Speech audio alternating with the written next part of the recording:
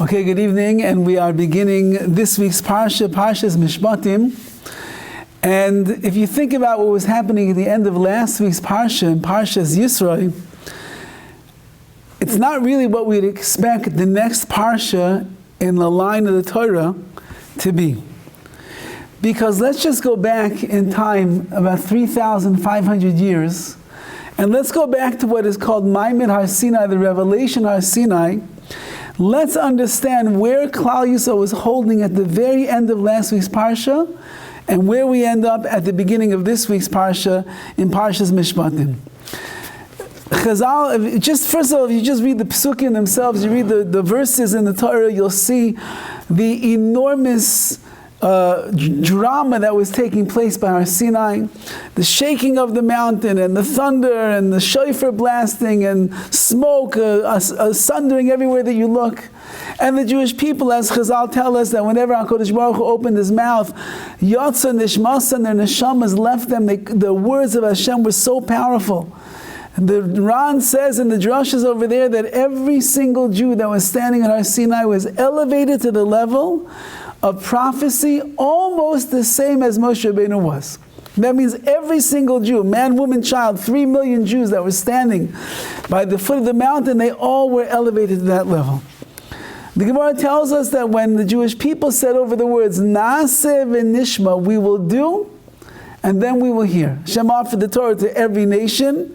They all said no. He came to Klal Yisrael. They didn't ask any questions. Naaseh v'nishma, we will do, we will hear. The Gemara says that at that moment there was a heavenly voice. Yotza Sabaskol, there was a heavenly voice that rang out from Shemayim, and it said, V'amar lehen, Migila labanai razeh, who revealed this secret to my children? The secret of what? The secret Shemalach Ashaz Mishtamshim by the secret of the angels. That angels are created and put into this world. They do the ruts and the will of Hashem like that. No questions asked. Hashem created them.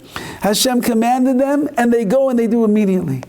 The Jewish people that are flesh and blood, we're made out of bones and skin and everything. We have Yetzaharas inside of us. And when we got to Har Sinai, we said, Naaseh v'nishma, we will do and we will hear.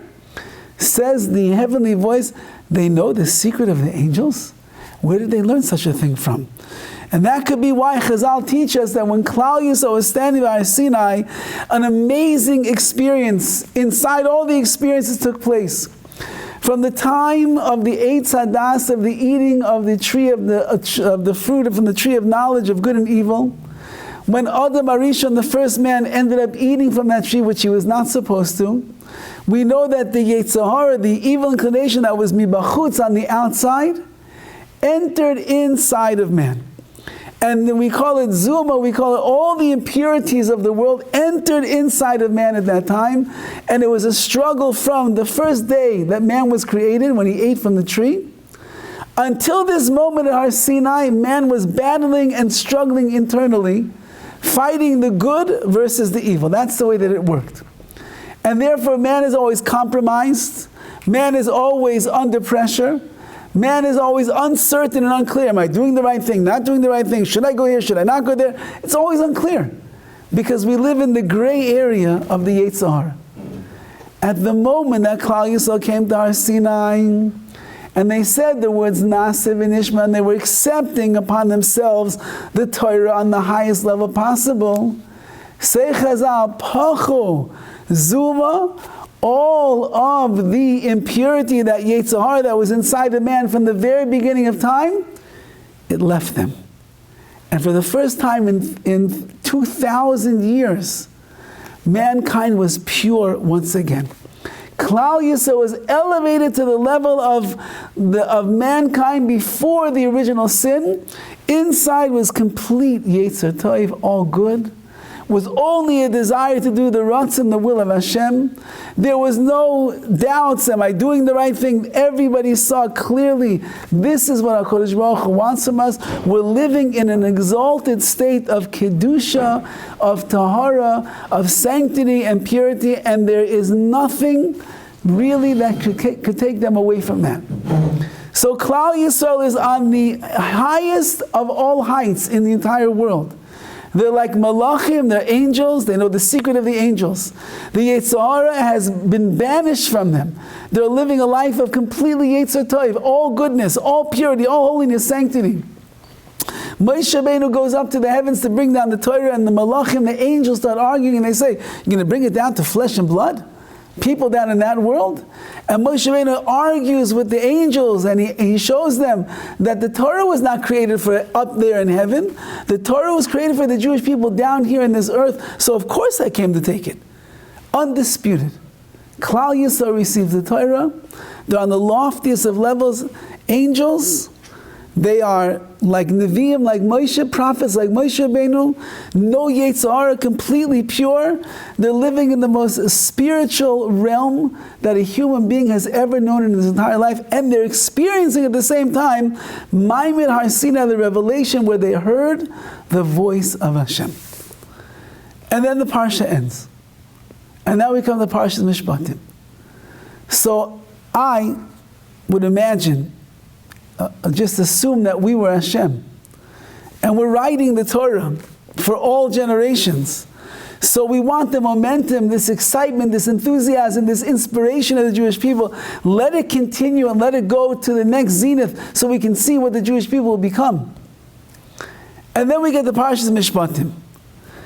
And from beginning until end, basically, of the entire Parsha, it is dealing with the most mundane, basic, simple, social laws of bein adam lechaver, between man and his fellow man. There's nothing very complicated, there's nothing very spiritual, there's nothing very Kabbalistic, mystical. It is all basics. You came down to this world, you have property, you're a damager, you have responsibility, you have to guard your things, you have to watch over yourself. If you cause damage to somebody else, you better make sure that you pay them back and take care of that. And if you have an ox, keep it under lock and key. And if you have a car, make sure it doesn't speed on the freeway. And if you're playing baseball in the front yard and you break the neighbor's window, you better go and tell you, I'm sorry, and I owe you the money for the window. And then there's all the laws of how you're supposed to take care of your wife, and how you're supposed to take care of this one, and then there's Yisayimim, there's orphans, and there's widows, and you have to be very kind to them, and to the ger, to the convert, you have to make sure you speak nicely, because everybody's very sensitive. And if there's people that need to borrow money, you loan them money without ever taking 1 ounce of interest, because a Jew doesn't charge interest. We do a chesed for the sake of doing the chesed, not to make money off of our chesadim. And it goes on and on and on and on. There are dozens and dozens and dozens and dozens of laws. And Mishpatim itself means the basic laws in the Torah that everybody really could understand, but HaKadosh Baruch Hu has to spell them out so that we know for sure every little detail that we have to do. So how do you go from the highest of all heights, in the most mystical worlds of Torah, Klal Yisrael standing at Har Sinai, they're like Malachei Asharis, they're like the angels in this world, in the flesh, with no Yetzer Hara anymore. They're all in that zenith of existence. And then we come down and we have to talk about, make sure that you don't dig a pit in the middle of the road and someone's going to fall in there and they're going to die. You're going to be held responsible. Really? I don't understand that. And if you have an ox, and the ox is a goring type of an ox, you better make sure that you lock it up, because if that ox goes out and gores another person, are you going to get punished? Eye for an eye, tooth for a tooth, says Chazal over there. It doesn't mean an eye for an eye, it means the amount of money that you would pay for the damaged eye, so on and so forth. But everything is basics. You go to the court of law in Los Angeles, California, go to the Supreme Court, open up your law books, and you'll see these are basic social truths that everybody has to abide by. Why did HaKadosh Baruch Hu bring us all the way down to this world after we're so high up in the world of Har Sinai? We all know the famous Gemara. I'm sure that we've spoken it out before here as well. The Gemara tells us, Shuv Maisa ben Nachri Echad, there was a Maisa, a story which took place with a Nachri, a non-Jew. Shebal Lifnei Shammai, he came to Shammai, the two great powers of leadership in Klal Yisrael, Shammai and Hillel. He came to Shammai. Amar Lein, he said, Garani al menash telamdeni kol haTorah kulish keshani oimed al regel achas. I want you to teach me all of the Torah. I'll convert, but on one condition.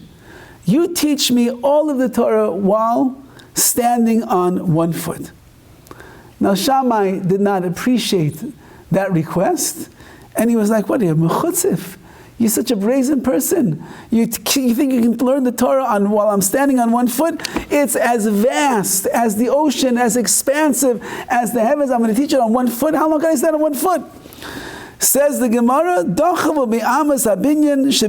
he had a stick in his hand, and he pushed the guy out of his office and get out of here.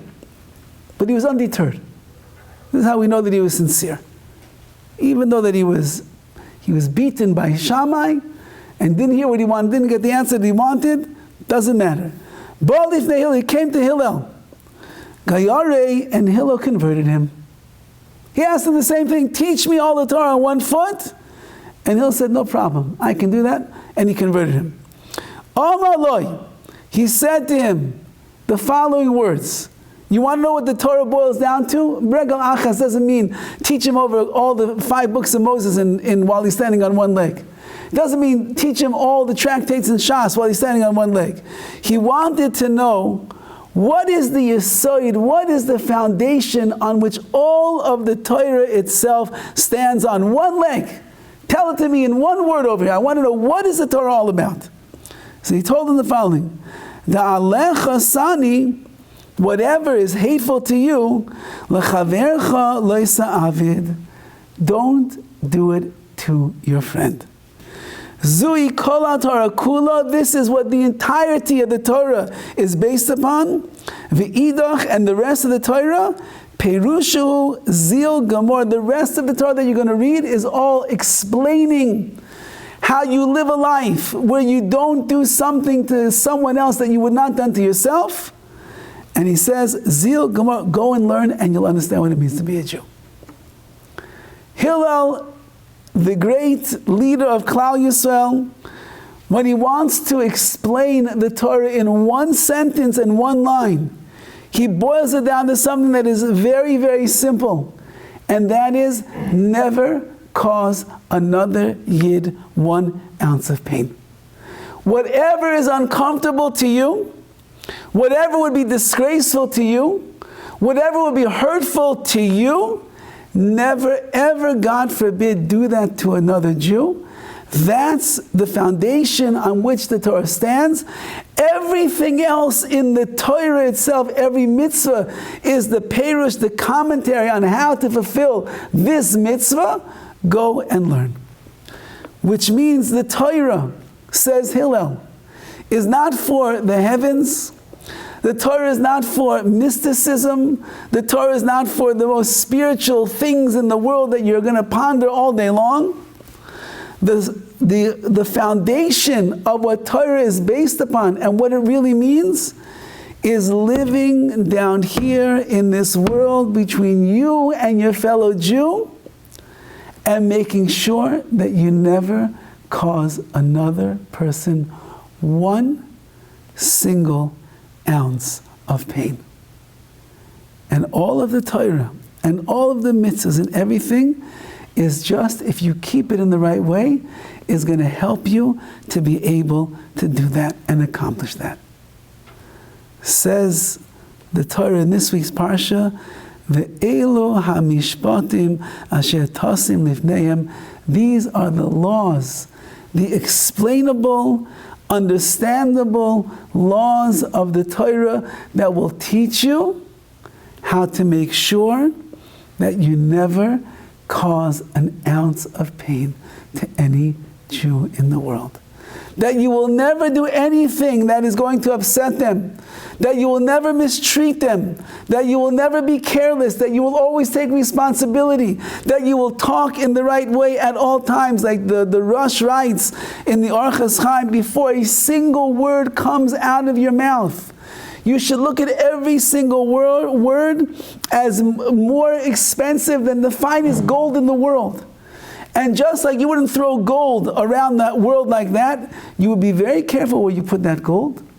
so to every word that comes out of my mouth, before I allow the word to come out of my mouth, before I talk to my wife and say those things, before I speak to my kids and say those things, or to the guy standing next to me in shul and I say those things, I stop and I think, should I say the word or should I not say the word? Is it going to make my relationship better or is it going to make my relationship worse? Are we going to get closer as a result of these words? Or are we going to get pushed farther away as a result of these words? And you're weighing out every single thing on the scales to figure out, should I not, should I not, yes, no, figure it out. And when in doubt, that's the rule, do without, don't say it at all. Says the Torah over here, you want to know how to live like a Jew? You want to know how to make sure that you will never cause harm and pain to another person? So then you have to be expert in the laws, in the MISHPATIM, in the laws down here in this world, Bein Adam lechaveru, between us and our fellow man.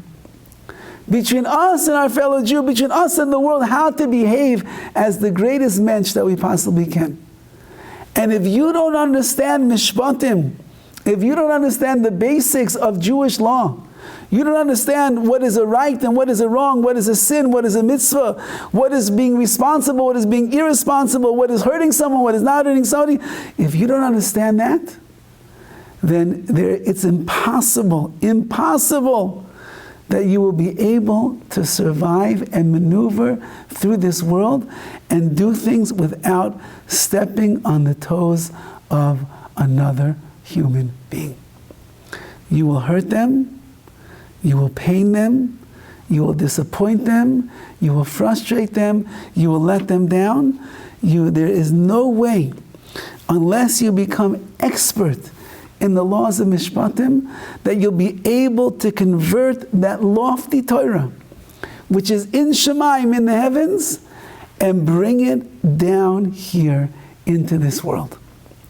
And that's why the Torah goes from the zenith of spirituality at the end of last week's Parsha, the highest of loftiest heights, where the Jewish people were holding by Har Sinai to hear the voice of Hashem, crescendoing as malachim, as angels, on the level of a Navi like a Moshe Rabbeinu. They got 2 crowns on their head, one for Naseh, one for Nishma. Yetzirah is gone for them, completely pure individuals who only want to do what is right. Hashem said, you want to do what is right? There's only one way. You have to know MISHPATIM. Because if you don't understand all of the details, and the Torah outlines every single detail in our life, how to act in every single situation, then there's no way that you will ever be able to avoid stepping on at least one set of toes, if not many, many, many sets of toes in your life. And I was thinking, if you look in the Gemara over here, the Gemara says, what was Hillel's response? He told him, the alecha sani, that which is hateful to you, do not do to anybody else. The word sani in Aramaic is samich nun yud. It's basically the same letters as Sinai, samich yud nun yud. And Hillel was telling him, that which is hateful to you, you can never do to anybody else. And where are you going to learn how to behave in the right way? So you don't cause sani, that you don't do something hateful. You have to learn it from Sinai. And all of the laws that we have over here, like it says, Ma Rishayim is Sinai, just like the first things that we learned, Anoich Hashem Elokecha, I am Hashem your God, Amunah. We learned about Shabbos, Kibbut Avim. Just like those were taught in Har Sinai, Af Elu Misinai, all of these laws are coming from Har Sinai. And if a person will put himself into understanding how to live under these circumstances in this world of down here in this world, so then you'll be a person who's living what the Torah was meant to be lived as. The Torah, we're not monks. We don't go up on some mountain and live aesthetic lives and separate ourselves completely from the world. We're not priests that don't get married and don't have children and don't do any of that stuff. We don't do anything. We live in this world. We get married, we have children, we have parnasa, we have jobs, we drive cars, we go to work, we go down the streets, we have to walk here, we have to go here, we have to eat, we have to make brachas, we have so many things that we have to do. And the Torah says everything more or less is permissible as long as you do it according to what the Torah says. And one of the hallmarks of our Torah is you must be sensitive to another person. And if you are sensitive to the other person, so then you will be living the life that HaKadosh Baruch Hu wants us to live. That's really why it says later on in the Parsha that there's a mitzvah to loan money to a person that needs it.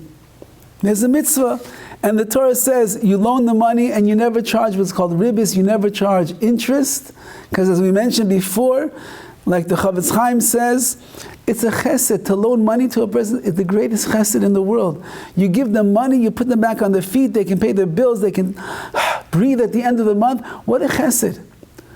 Now you want to make money on that chesed? So you want to charge them interest, 10%, 8%, 8.25%?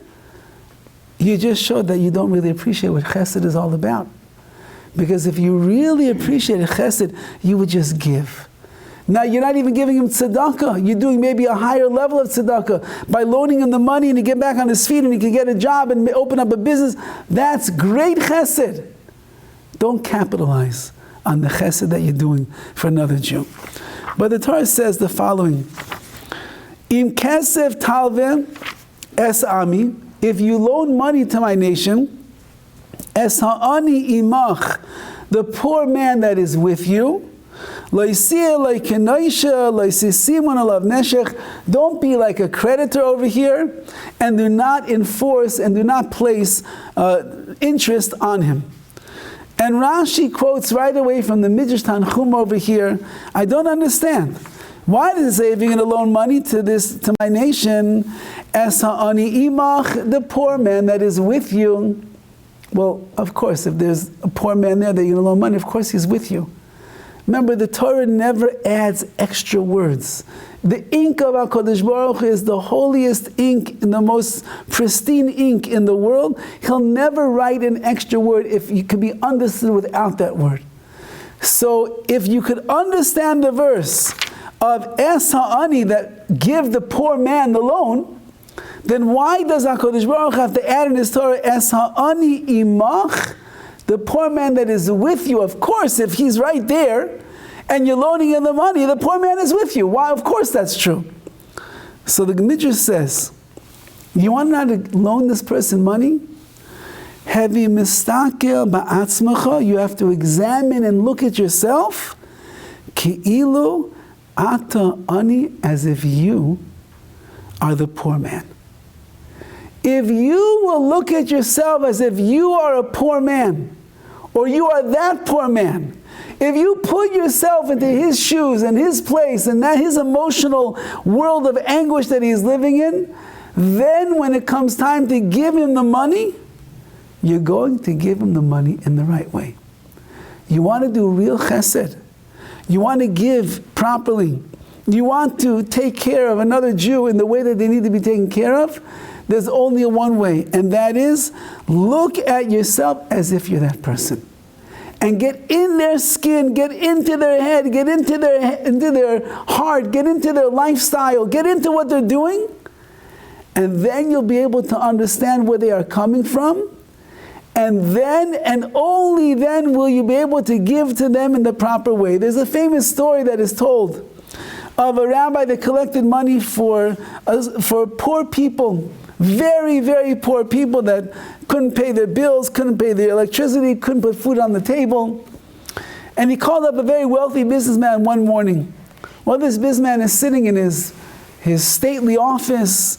He's on a big, cushy a leather chair sitting behind his mahogany desk. It's a cold day outside. The heat is on just exactly the right temperature. And he's living in the lap of luxury. And he calls the rich man, he says, I need your help to support a certain family. So the man says, sure, tell me how much, want me to write a check? He says, no, can you do me a favor? He says, could you please come and meet me at their apartment? And the wealthy man says, listen, Rabbi, I love you and I love your organization. He says, you know that I'll write you checks, but I can't. I'm in the middle, I'm very busy right now. I have a lot going on in the office. I can't. He says, please, I'm asking you a favor. I want you just to come. Can you please come and meet me at the apartment? And they go back and forth. And finally, the rabbi prevails. And he says, fine, I'll meet you there. So they get to the apartment. And it's like one of these, what do they call the housing over here in LA? That's like the low grade. Section what? 8. Section 8 is like Section 8 housing. And the building is dilapidated, and they walk up the staircase, and it's creaky, and it's old, and it's dirty, and the whole place is filthy. They come to the house, to the apartment, the door is open, the door itself is half broken. They go inside and they see the place is bare. The fridge is empty. The kids are running around with no shoes. There's cracks in the windows. There's no money for the heat. It's freezing in there. And the rich man says, okay, enough. How much do you need? And he said, I need a check for $20,000 to take these people out of their difficult misery. And the man pulls out his checkbook and he writes the check. He says, here, take care of them, please. He said, Rabbi, I don't understand. You know that I write checks. I never let you down before over the years. Why didn't you just ask me for the check while I'm in my office? I'll send you right away. He says, because I needed to ask you for a lot today. And I knew that if you'd hear the number $20,000, you would say, 20,000, Rabbi, I can't. I'll give you 10, but I need 20. And if you're sitting behind your mahogany desk and the temperature is just oh so perfect and everything is going along well in your life, you will not be able to understand how hard the life of these people are. So I said, you must come to see their apartment. Now that you've seen it, now that you understand it, now that you put yourself in their shoes, when I ask for $20,000, you're ready to give it right away because you understand how crucial that money is. Says the Torah, that's the way of a Jew. The way of a Jew is that the Torah is amazing, and it's mystical, and it's lofty, and it's spiritual, and it fills my neshama with all the simcha that's in the world. But the Torah's main point is to teach you how to live in this world down here. So like Hillel says, don't you dare ever cause an ounce of pain to anyone. The Gemara tells us that a husband has to be very careful the way that he speaks to his wife. Why? Because their tears are always close to falling out of their eyes. They're very emotional. They can get very sad like that. You say one wrong thing, the next thing you know, floodgates, the tears are rolling down. Says, I believe it's Chaim Vital, says that on every tear that a wife sheds because of her husband, Hashem's gathering them all up in a flask. And after 120 years, we're going to have to go through every single tear. Some will just have maybe like a tissue that's there. Some will have a cup. Some might have like a pool filled with the tears of his wife that he caused to come down in this world. Says the Torah, if you don't know how to live like a Jew, if you don't know how to appreciate other people, understand other people, be sensitive to other people, then all of your loftiness, all your greatness, the highest of heights that you reached in your learning, in your davening, in your chesed, you're running around. Some people, they can run around and do chesed all day long for other people. Get them into their homes. They are the louse of the century, the way that they treat their wife and their children and this and that. You can't understand. This is the same guy who was just running around for the last 3 hours. He was dropping this guy off at the airport, he took this one to the doctor, and he took this one over here, and he gave somebody a meal for dinner, and he took out a $100 bill to the poor man and gave it to him, and he walked. And then he comes home, and he's out to lunch completely. Says the Torah, I don't want your inspiration. I don't want your high heights. I want your feet on the ground. And Torah teaches us how to live with our feet on the ground. One of the people in the world of our last generation, it's almost 40 years since his passing, was Rav Moshe Feinstein Zatzal. Rav Moshe, if you ever look at pictures of him, he looked very small, and in fact was physically. He was maybe about 4'10", 4'11". His wife was probably about 5'3", 5'4". She's like towering over him in the pictures. He might have been small in the physical stature, but he was giant in spiritual stature. And one of the things that he said about himself was, it would bother him if he ever caused another Jew 1 ounce of pain. If anybody he upset in the world, if anybody had any complaints against him, if he made anybody feel uncomfortable, didn't treat them in the nice, it bothered him beyond belief. Now let's just understand Moshe Feinstein, so we can understand what this means over here. Moshe Feinstein, in his time, he died in 1986. He was from whatever it was, 1900 or so, till 1986, maybe a little before the 1900s he was born. He was one of the greatest Talmidei Chachamim the world had ever seen. His mind was like an encyclopedia of knowledge, computerized. Everything was in there. He did not forget a single thing. He memorized everything. It was all called Baal Peh. It was all by memory. He knew it all by heart. He would write long, long halachic responses to the most difficult questions in the world. Most of the time that he was writing, if you see pictures of him, there's no books on the table. He's just writing. Complicated things from all over the spectrum of Shas, Paiskim, Halacha, Shulchan Aruch, the Rishonim, all here in his head.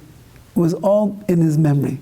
That means that his mind was consumed. He once issued a halacha, a psak, a halachic rendering that came under a lot of scrutiny and criticism from other people. And there were people that were talking badly about Rav Moshe Feinstein. And they said, they had the audacity to say, that the reason that Rav Moshe could give such a psak, could say such a thing, it must be because of living in America for all of these years and being mushba and being impacted and influenced by the American culture. How could he say such a thing? So they came to Rav Moshe Feinstein and they told him what people said. And he said the following answer: from the time that I was Oymir al Daiti, which means that I was old enough to have an understanding, which for him was about something like 4 or 5 years old, nothing besides Torah has gone into my head. I didn't read a book, I didn't watch a movie, I didn't read the news, nothing besides Torah has gone into my head. And if I say that this is the psak, this is what the halach is, that means the Torah says that's what the halach is. So then you have a man whose mind is absorbed all day long. He was thinking in Torah, thinking. He was a genius, a super genius, computerized brain. Now, if you've ever been around super intelligent and genius people, there is a great tendency that they just don't understand there's other people in the world.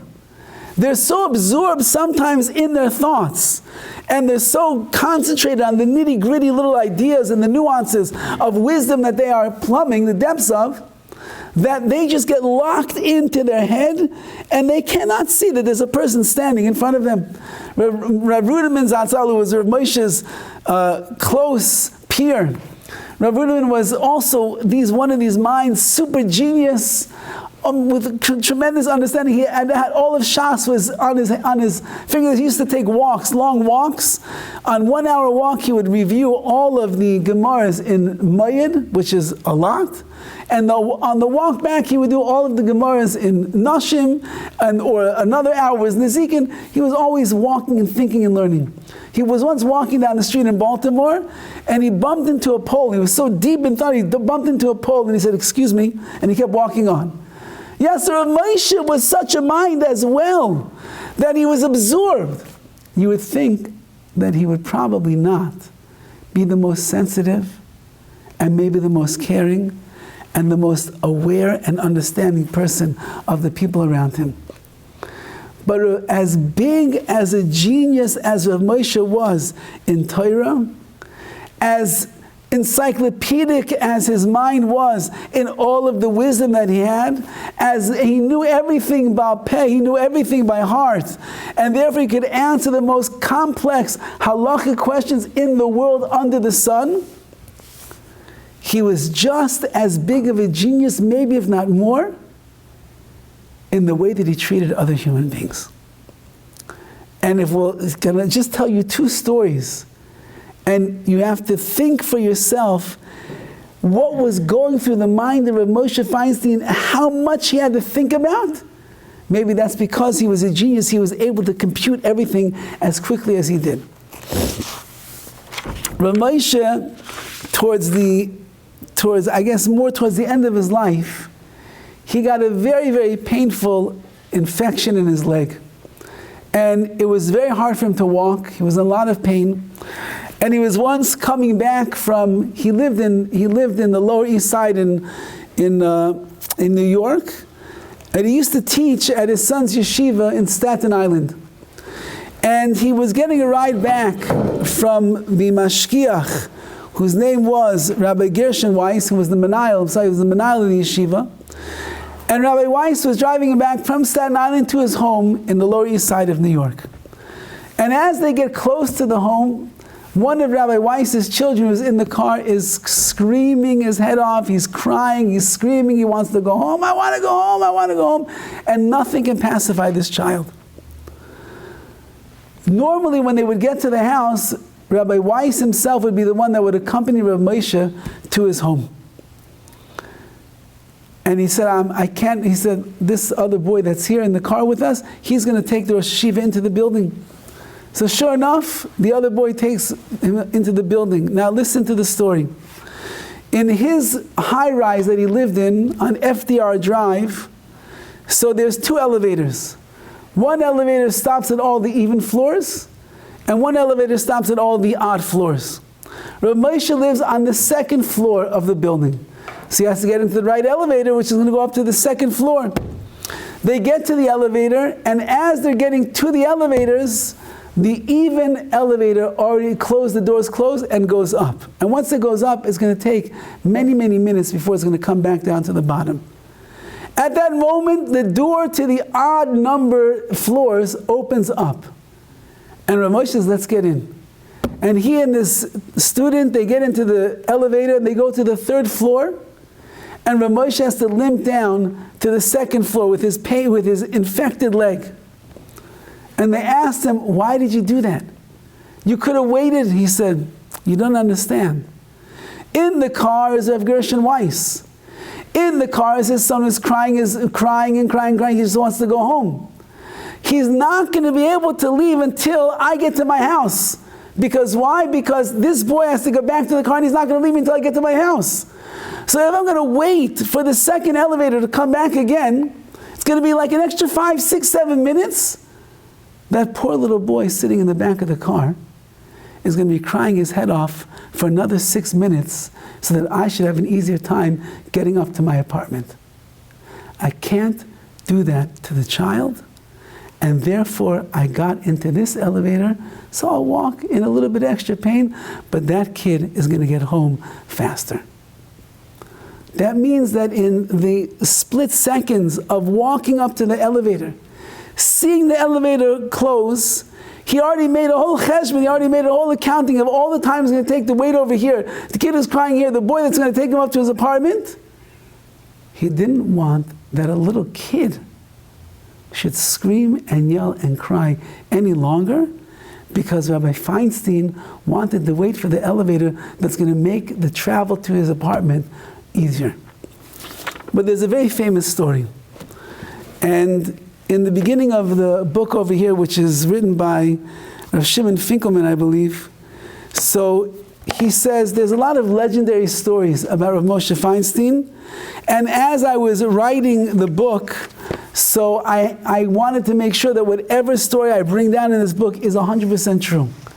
And so whatever story you had heard that is a legend, it remains a legend. I didn't bring it down in the book because I could not find a valid eyewitness to that story.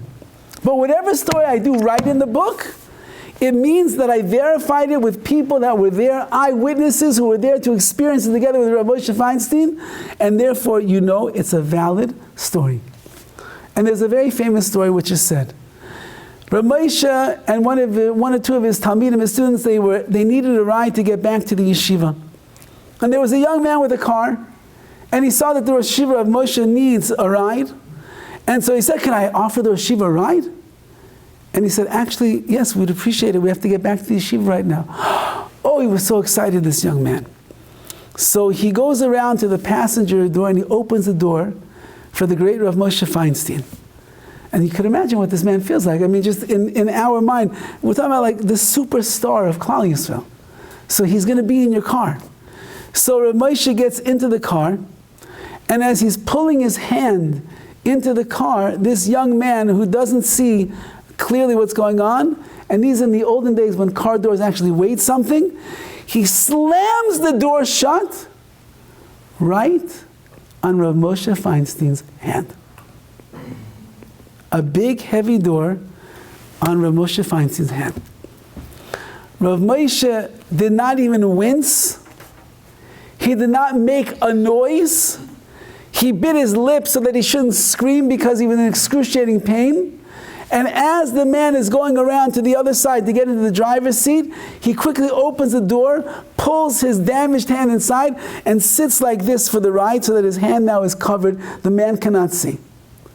He sits in the car, they have their small talk, whatever it is, doesn't say a word, throbbing pain, blood, everything you could imagine. The young man is so excited, he's driving Moshe Feinstein, they're schmoozing together, doesn't say a word. The boys in the back of the car are looking, they can't understand, how is Rav Moshe not saying anything right now? He must be in excruciating pain. They park in front of the yeshiva. They get out of the car. He thanks the young man. Thank you for the ride. I so much appreciate it. Thank you very much.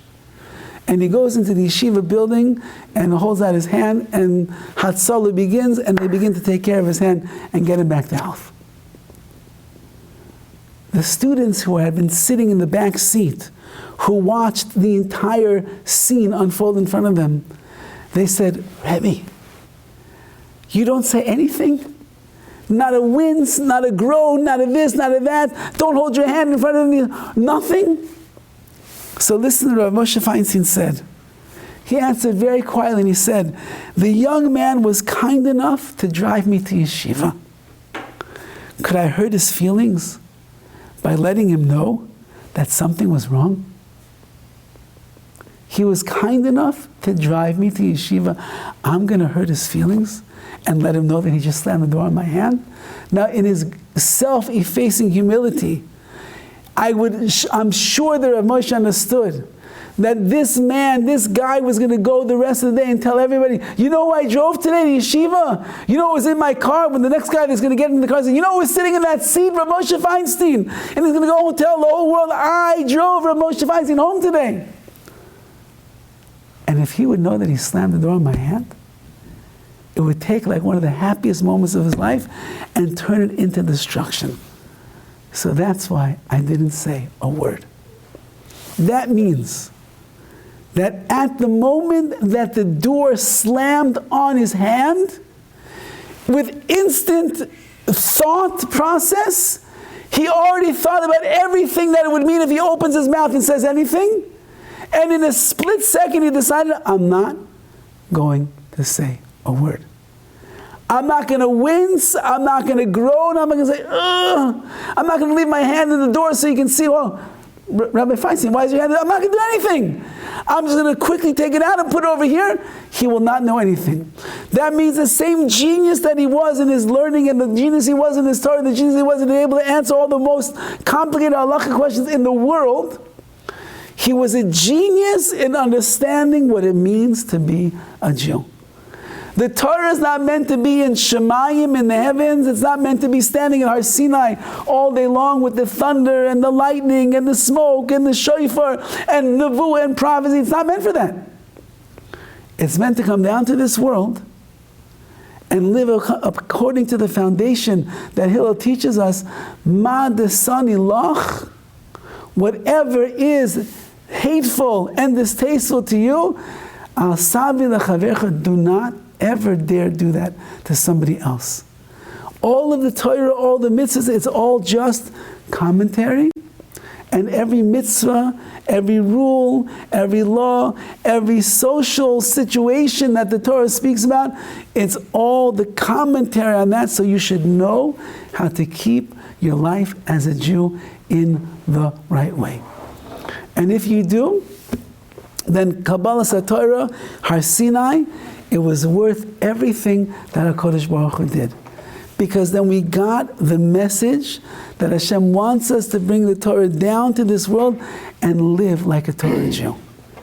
If we miss the boat, and we think that life is just about the inspiration, and we think that life is just about feeling good, and life is running here and running there and going to this shir and this chesed and taking care of this event and all these things, and then we miss out on the basic relations that we have in our life, we don't give them what we're supposed to give them and treat them the way they should be treated, and make sure that we refrain from hurting them and the like, then we missed the boat of what the Torah is really all about. Torah is in this world. And that's why PARSHAS MISHPATIM comes right after Har Sinai, because this is what it's all about. It's all about living as a Jew in this world, in this flesh, with these people, in these situations, with your possessions, with everything you have, with your money, with their money, with your responsibility, with everything. There's a Rosh Hashiva who had a yeshiva that was by the name of Machon Shlomo in Eretz Yisrael. And the Rosh Yeshiva's name was Rabbi Rosenberg Zatzal. And that year in yeshiva they were learning Bava Kama. And Bava Kama is much of the Masech, much of the China is all about damages, and damages. Your animal, your ox gores another ox. You dug a hole in the middle of the thing. You're carrying kadim, barrels or whatever on your shoulders. You have a beam. You break things. It's all about that. So he starts going around the Beis Hamidrash and he says, "No, what are you learning?" So he says, one of the guys says, "I'm learning about an ox that falls into a hole." He says, "No, what are you learning?" He says, "I'm learning about an ox that goes and gores another ox." "No." "What are you learning?" "I'm learning about you can't be the one that if a hole is 9 feet, it doesn't kill. If it's 10 feet, it does kill. Don't dig the last foot." "No, you're all wrong." So the Rebbe says, "What are we learning?" He says, "You're learning that we live in a world of responsibility. We live in a world where we are responsible for minding our things and taking care of ourselves and being mindful of other people." That is what you are learning over here in Bava Kama. PARSHAS MISHPATIM is the parsha of the century, with all of the dozens and dozens and dozens and dozens of mitzvahs that we have, that teaches us that if you want to live the Torah, you have to now live it down here in this world. And when a person does that, so then just like Elu and Nemra b'Har Sinai, just like we heard the booming voice of Anochi Hashem Elokecha V'Hem Hashem at Har Sinai, Amunah, and we heard the booming voice of HaKadosh Baruch Hu, don't bow down to idols and serve Avodah Zarah. And we heard HaKadosh Baruch Hu, keep Shabbos and honor your father and your mother and don't steal and don't covet and don't do all these things. Just like that's from Har Sinai, The Elu, so too, Elu Mishpatim, these are also from our Sinai, and this is the way that a person down here in this world stays connected with our Sinai every single day of their life, in everything they do. Every mitzvah that we do, Bein Adam Lechavero, we treat them in the right way. That's your connection, your eternal connection to Har Sinai. We should be Zaychim, Yetz Hashem, that we learn the Parsha of Mishpatim, and we keep the Mishpatim in the proper way. And just like that one ger asked, not a chutzpah, how can I keep all the Torah on one foot, which means what is the foundation? Said Hillel, Madasani Lach, whatever is hateful to you, don't do to your friend. We should also live on the foundations of Sinai, of Har Sinai, and whatever is hateful to another, to ourselves, we would never do to somebody else. And in that way, we become the Torah Jews that HaKadosh Baruch Hu wants us to be.